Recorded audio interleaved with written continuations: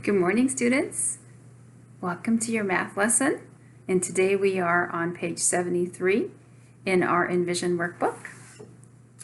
And it looks like this. Okay, and we are going to need our counters and your pencil and your whiteboard and something to write with and erase with. Okay, let's get started. We are on page 73 and I have the I can statement written for you here. And it's also written at the top of page 73. Let's read it together. I can make arrays with equal groups or equal columns. Okay, in today's learning, you are going to be making arrays to help you solve word problems. So here are some of our vocabulary. An array, remember, is a representation, a rectangular representation with equal number of objects in each row and each column. Okay, excuse me. And the row goes across. The column is up and down, so you run the row and you climb the column. Okay, and then repeated addition means to add the same number over and over and over again. And equation is another word that you're going to need to know. Okay, and word problems. Word problems are problems that you need to figure out that have words and numbers in them, and they're usually asking you to perform a task to find the sum or the difference. Okay, and these word problems are going to be repeated addition. So you're going to represent the word problem with a repeated addition equation. Okay, let's get started. Right behind me I have a paper here, and I'm going to go ahead and show you an array. Okay, and I'm going to make a story problem that goes with it. I baked some cookies, and I had 3 rows in my tin.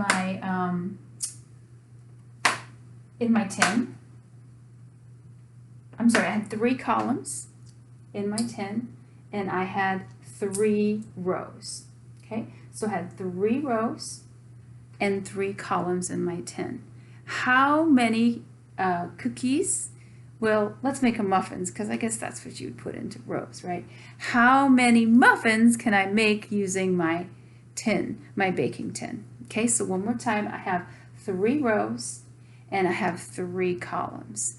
So we're going to write an equation that matches this story problem. Okay, so I'm going to do it up here so you could see me. So I have 3 in each row. Whoops. So I'm going to put the 3 up here, and then I'm going to put my addition symbol, which is the plus sign, and then I have 3 more, and then I'm going to put the addition symbol, which is the plus sign, and then I have 3 more in my last row, and I'm going to put the 3 up there. And then I'm going to total it out. Okay, and here I have 3 plus 3 equals 6, and 6 plus 3 equals 9. So I know that I will be able to make 9 muffins using this tin. You see that? Maybe I'll write it bigger next time. Okay, so let me go ahead and show you another one. Now remember, we are doing arrays. I'll be able to put this up there. We are doing arrays, and we are showing arrays, and we are showing how we can use an array to make a repeated addition equation to represent the word problem, the story problem. Okay, maybe you know it as a story problem. So now I have some eggs, and I bought some eggs in a carton, and there are 2 rows, and there are 6 columns. 6 columns. All the eggs are not the same size. How many eggs are in this carton? So I can count the rows, and there's 2 in each row, so I can make it 2 plus 2 plus 2 plus 2 plus 2 plus 2. Okay, and I'm going to make sure that I have 6. 1, 2, 3, 4, 5, 6. 1, 2, 3, 4, 5, 6. So now I can count by twos. 2, 4, 6, 8, 10, 12. So I have 12 eggs in my carton. 12 eggs. Now, if I wanted to represent this another way, and I wanted to count the columns instead of I wanted to count the rows instead of the columns, I could show that I have 6 in each row. 6 plus 6. And that is also repeated addition, right? It's just not as many add-ins. This one will only have 2 add-ins. But the value is still the same because I have not changed the value. The value is still the same. The amount of objects in there are still the same. I just flipped it. So it looks like, oops. Okay. Right. So now I have 6 and 6. 6 and 6 instead of the many twos. All right, let's go ahead and do one more word problem. Actually, let's go ahead and do the guided practice. The guided practice is on page 74 because we've already done the solve and share.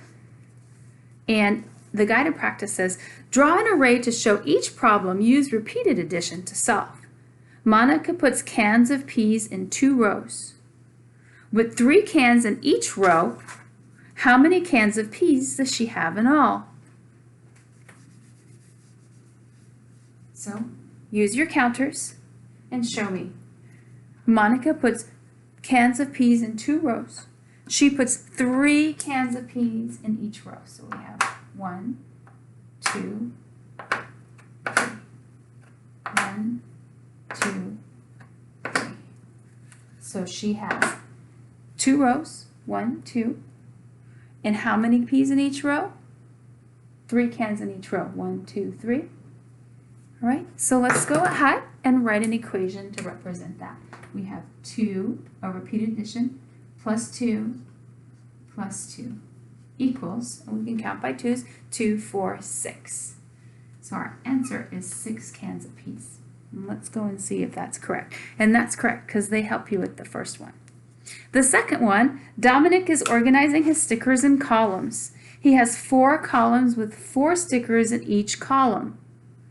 How many stickers does he have? So he has 4 columns with 4 stickers in each column. 1, 2, 3. 3 rows. 1, 2, 3, 4. 4 columns. And I still need some more. 1, 2, 3, 4. Wow, he's got a lot of stickers. Okay, so we have 4 rows. 1, 2, 3, 4. And 4 columns. 1, 2, 3, 4. Okay, each has 4 in it. So we can write a repeated addition equation. 4 plus 4 plus 4 plus 4 equals, and we can add these together. We have 8, and 4 plus 4 equals 8, and now we have a math fact, 8 plus 8, a doubles fact, and we know that because we know our doubles and a snap, and 8 plus 8 is 16. So he has 16 stickers. And I think at this point they write stickers there for you and they write can of peas, but get used to starting to write the thing that they are asking you of how much there are. I'm not sure if they're going to ask you to do it at the end. So go ahead and work through that. Work on the independent practice. Read or have someone help you read the word problems on page 75 and then turn to page 76. And finish 76, and then when you get to assessment problem number 10, fill it out and take a picture of it and upload it to this page in Seesaw. Okay, so I'll see that you have done your work. And I think that here you need to go ahead and draw the array and write the repeated equation. So there's multiple steps. All right. One more time, we're learning about arrays, and we're learning how to help use arrays to solve word problems. Okay? So we can make the repeated addition sentences that represent the word problems that help us solve it. Okay, we'll see you later.